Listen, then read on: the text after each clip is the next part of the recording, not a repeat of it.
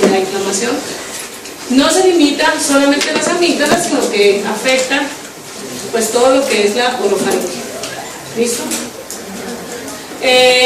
Como definición, es un proceso inflamatorio que, si ustedes ven, aquí inclusive nos manda la nasofaringe. ¿Eso qué quiere decir? Que realmente la vía aérea superior, a pesar de que nosotros la estudiamos fragmentada, vemos sinusitis, otitis, amigdalitis, laringitis, la realidad es que un proceso inflamatorio, viral o bacteriano nos va a afectar casi siempre toda la vía aérea superior, ¿sí? Por eso que le da una laringitis, que está con dolor de garganta, le duelen los oídos, ¿sí? Entonces, esto, la causa de las faringoamigdalitis puede ser o por bacterias o por virus, ¿sí? Bueno, resulta que quiero que vean esta diapositiva. O sea, esta es, para mí de toda la charla es la diapositiva más importante. ¿Qué dice aquí acerca de la etiología? ¿Qué porcentaje de las amigdalitis es viral? 70%. ¿Y cuánto en el adulto? 90%. Entonces, ¿qué significa esto en la práctica? Que nosotros los médicos abusamos demasiado de los antibióticos, ¿verdad? Entonces, la idea de esta charla es que ustedes se den cuenta de que muchas veces, ustedes, por ejemplo, en esta medicina moderna que ustedes están estudiando, a diferencia de nosotros los viejitos cuando estudiamos, no conocíamos todavía un concepto que se llama biofilms, que cada día va tomando más y más cabida en el ejercicio de la medicina.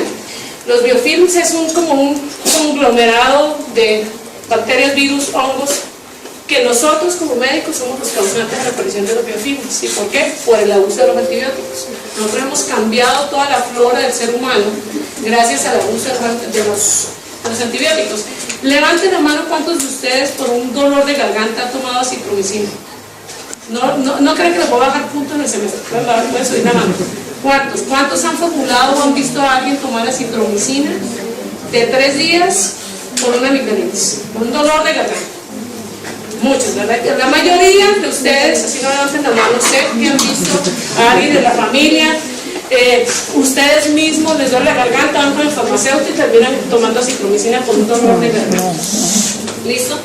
Y resulta que nuestro principal causante de esto son los adenovirus, ¿sí? A diferencia del estreptococo, que el estreptococo, ¿verdad? Pues sí, sigue ocasionando amigdalitis, pero no son la mayoría.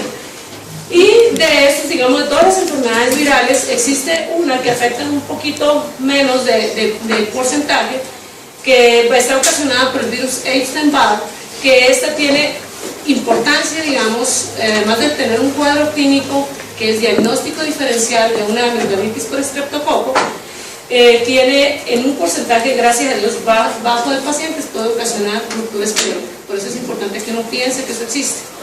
¿Listo? Bueno, resulta que esta es la epidemiología real de las infecciones faringoamigdalares por estreptococo. ¿Eso qué quiere decir?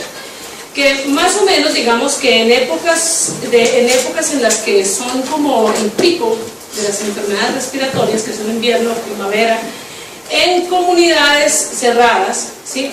Puede presentarse se puede presentar más o menos entre el 5 y el 20% de los casos que ustedes ven de faringoamigdalitis.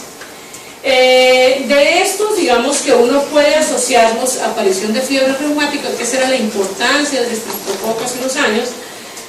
Bueno, todavía hasta la presente sigue siendo causa, es decir, es la principal causa de la aparición de la fiebre reumática, si no es que de las únicas. Pero miren, quiero que vean la incidencia, ¿sí? Es decir, de todos estos pacientes que ustedes ven que tienen infecciones por estreptococo, solamente el 0.3% terminarán desarrollando una fiebre reumática, ¿sí? Y puede subirse hasta 3 en caso de que haya epidemia de estreptococo, de amigdalitis por estreptococo. Porque dijimos que a veces cuando nosotros encontramos comunidades cerradas donde hay un estreptococo, puede extenderse más fácilmente en esa comunidad cerrada una infección por amigdalitis y puede subirse, digamos que de este 5 a 20 puede subirse en esos casos especiales hasta el 40% de los casos. ¿Listo? ¿Hasta aquí vamos bien? Fíjense bien esta última frase. ¿Qué dice ahí? Que la faringoamigdalitis en niños menores de 3 años es rara. ¿Eso qué quiere decir?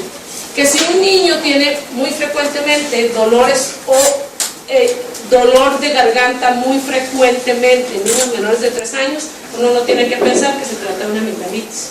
En los niños, la primera causa de eso será reflujo. Acuérdense que todo niño menor de 5 años tiene reflujo fisiológico. ¿Listo? Si no lo han aprendido, lo van a aprender ahorita que estén en pediatría. ¿Listo? Bueno, ¿cómo nosotros vamos entonces a pensar si el paciente tiene algo viral o si eso es un estreptococo o alguna otra cosa? Lo primero que uno tiene que ver es que existen en todos los procesos virales que afectan la vía respiratoria superior, tiene una presentación clínica distinta a una amigdalitis común por estreptococo.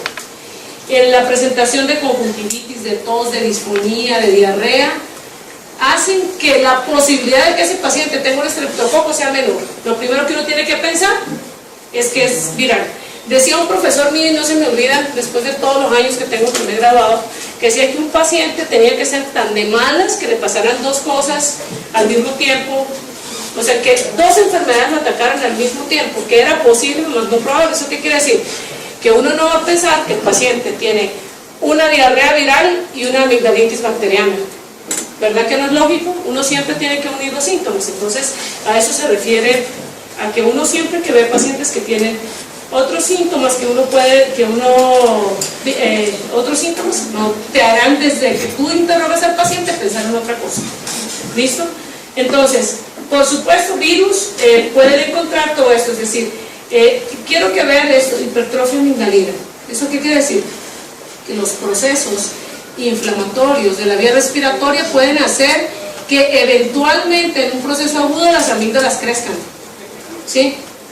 Sin que permanezcan. Es decir, a veces la gente cree que las infecciones van dejando como más grande la amígdala. La realidad es que no, la inflamación pasa una vez pasa el proceso agudo y las amígdalas vuelven al tamaño normal. Pueden encontrar desde exudados, adenopatías, conjuntivitis.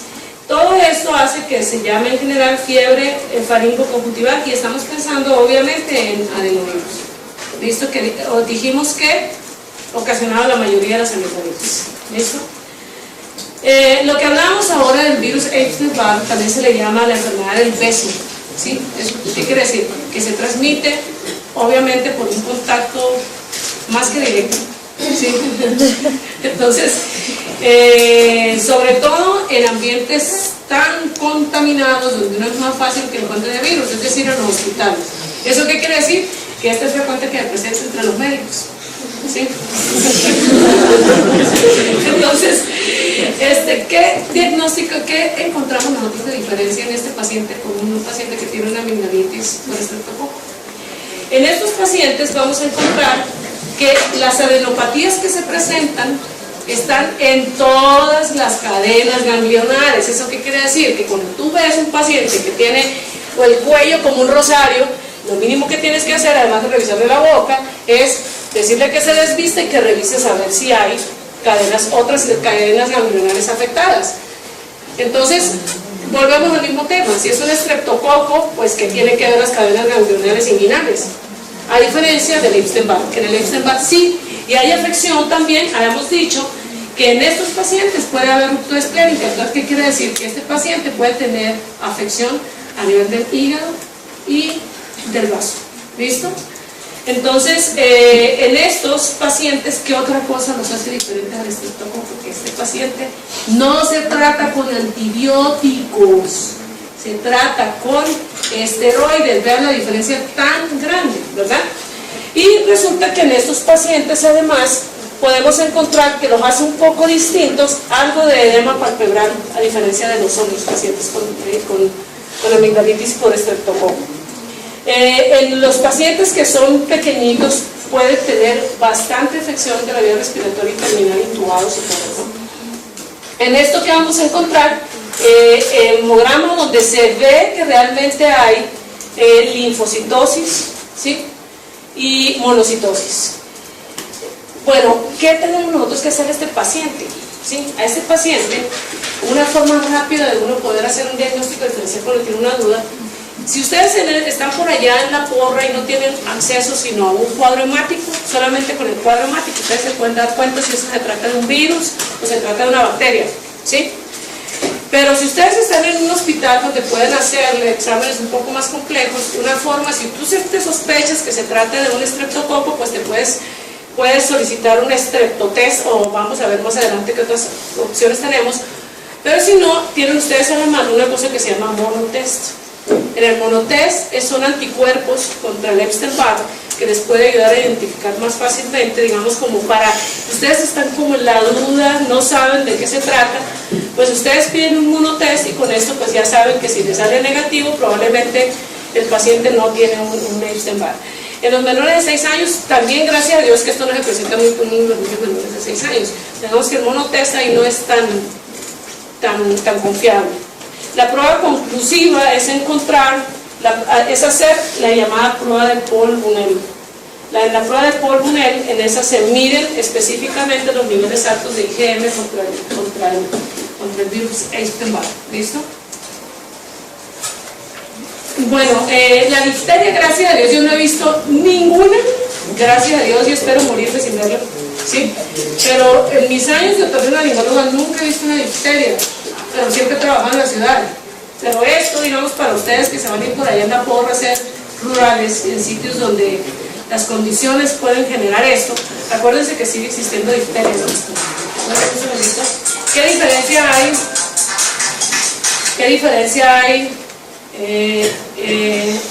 con los exudados? Con los exudados que se presentan en la difteria son pacientes que están bastante tóxicos, y los exudados que dan sobre las amígdalas son de color gris y no blanco, amarillentos como los de estreptococo, y además de eso son muy sangrantes. Tú los tocas y sangran demasiado.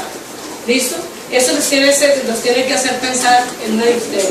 El tratamiento, por supuesto, es poner la antitoxina, pero esto es lo más importante: estudiar todos los casos alrededor, porque, por supuesto, un caso de difteria es un caso que epidemiológicamente es importante para que lo sepa la Secretaría de Salud.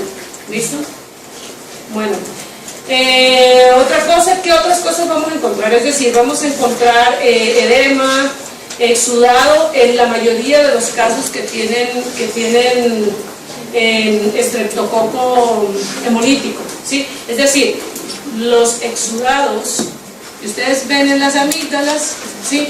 Tienen con un cuadro hemático que les haga sospechar que se trata de una bacteria, es probable que se trate de un estreptococo, ¿sí?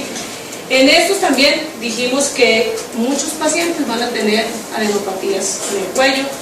Pueden encontrar, aunque no es muy frecuente, yo realmente no he visto mucho, solamente que yo no estoy en un servicio de urgencias, pero los que van a estar en el servicio de urgencias son ustedes. Si ustedes encuentran un paciente que tiene un exantema escarlatiniforme, ¿eso qué quiere decir? Que se parece a la escarlatina. Y la escarlatina está por... ¿Cuál es el bicho que produce la escarlatina? ¿Alguien sabe? Entonces, digamos que cuando tú ves, tienes esas dos opciones, es decir, o es un estreptococo o es un estafilo. ¿Listo? Y puedes encontrar petequias en paladar. Cuando tú encuentras vesículas, es decir, ampollas en la cavidad oral, eso no es una bacteria. Eso con seguridad te está diciendo que es una amigdalitis viral. Uno nunca anda haciendo, por supuesto, es decir, o es un herpes o puede ser un Coxsackie. Es de origen viral, y o es un herpes en pacientes que ya han tenido antecedentes de problemas herpéticos, o puede ser un Coxsackie. ¿Sí? ¿Y qué otra cosa tiene de diferente este paciente? Que este paciente además tiene una gran estomatitis, a diferencia de las amigdalitis bacterianas. ¿Listo?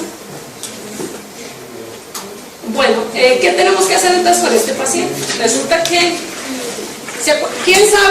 ¿quién ha oído hablar alguna vez sobre la prueba de Astos? Astos, ¿alguien sabe qué son las antiestreptolicinas? No tanto, por favor. ¿No? Bueno, pues ahorita vamos a ver. Resulta que ustedes en la práctica, cuando estén rotando por sus hospitales, van a encontrar que muchos médicos siguen utilizando para saber si el paciente tiene, si es amigdalitis, es decir, es una prueba de la cual se abusa mucho y que realmente no sirve de nada. Entonces, la inflamación no se limita solamente a las amígdalas, sino que afecta pues todo lo que es la orofaringe. ¿Listo?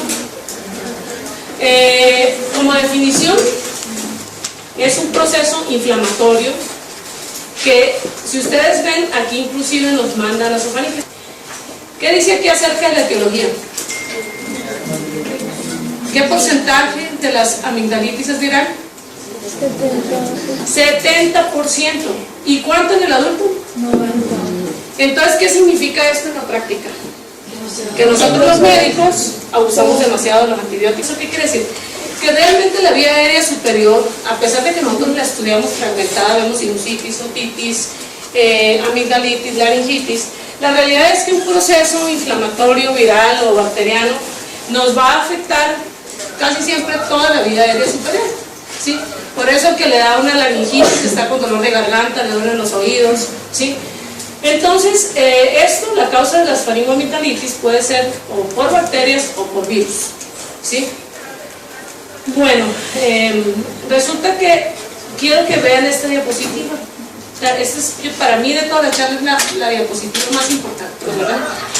Entonces, la idea de esta charla es que ustedes se den cuenta de que muchas veces, ustedes, por ejemplo, en esta medicina moderna que ustedes están estudiando, a diferencia de nosotros los viejitos cuando estudiamos, no conocíamos todavía un concepto que se llama biofilms, que cada día va tomando más y más cabida en el ejercicio de la medicina.